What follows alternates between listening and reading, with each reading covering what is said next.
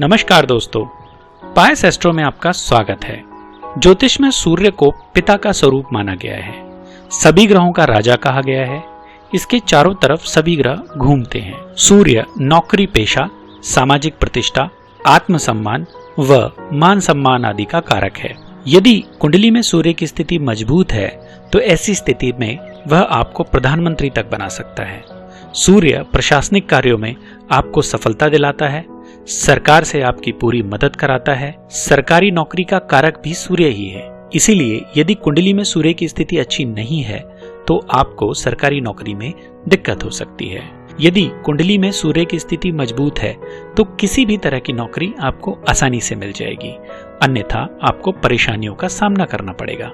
इसके अलावा जिंदगी में आने वाली परेशानियां, जैसे आपके काम बिगड़े जा रहे हैं, आपके हाथ में पैसा रुक ही नहीं रहा है और मेहनत करने के बावजूद सफलता नहीं मिल रही, बड़ी सफलता के लिए आपको बड़ा संघर्ष करना पड़ रहा है, ऐसी स्थिति में आपको सूर्य को मजबूत करने की आवश्यकता है।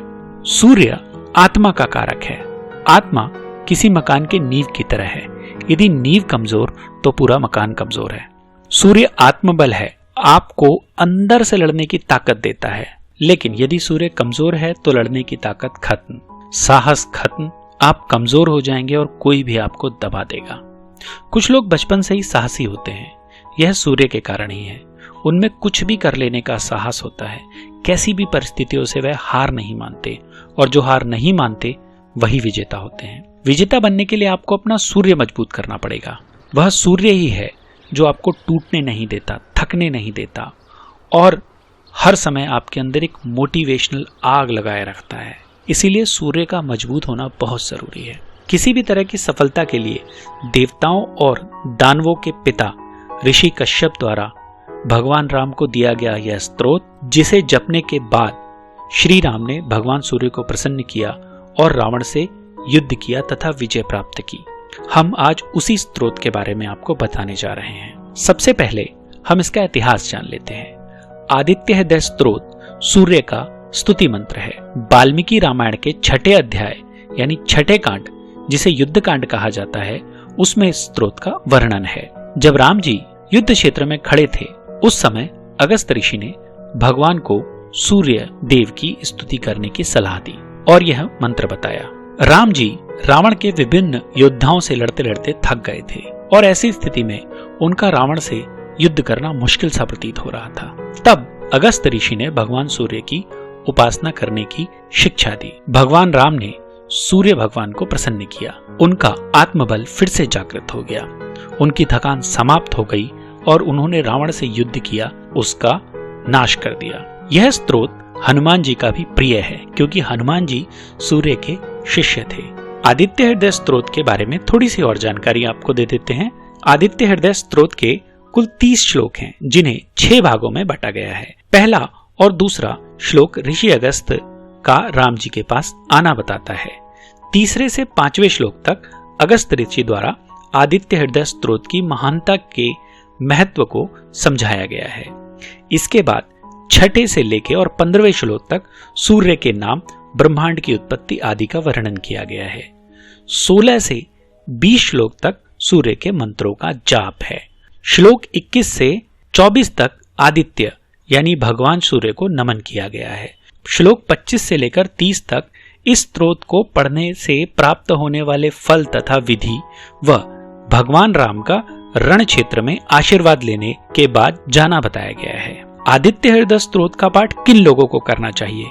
ऐसा व्यक्ति जिन पर सरकारी मुकदमे चल रहे हो, सरकार से किसी तरह का डर हो, पिता से अच्छे संबंध ना हो, हड्डी व आंखों से संबंधित बीमारी से व्यक्ति परेशान हो, जीवन में बड़े कार्यों में सफलता ना मिल रही हो, प्रशासनिक सेवाओं की तैयारी में लगे हुए व्यक्ति को तो यह जरूर करना चाहिए। गवर्नमेंट जॉब किसी भी तरह की हो, उसके लिए बहुत लाभकारी है। आपको सरकारी नौकरी में कोई दिक्कत आ रही है तो फिर यह स्तोत्र जरूर करना चाहिए। किन किन राशि वालों के लिए यह पाठ उत्तम होता है? मेष राशि वालों को शिक्षा के लिए, सिंह राशि वालों को स्वास्थ्य के लिए, धनु राशि वालों को भाग्य के लिए, वृषभ राशि वालों को संपत्ति के लिए, कन्या राशि वालों को नौकरी के लिए, मकर राशि वालों को आयु के लिए इसका पाठ करना चाहिए। मिथुन, तुला और कुंभ राशि वालों को वैवाहिक जीवन के लिए इसका पाठ करना चाहिए। कर्क, वृश्चिक और मीन राशि वालों को उच्च पद प्राप्त करने के लिए इसका पाठ करना चाहिए।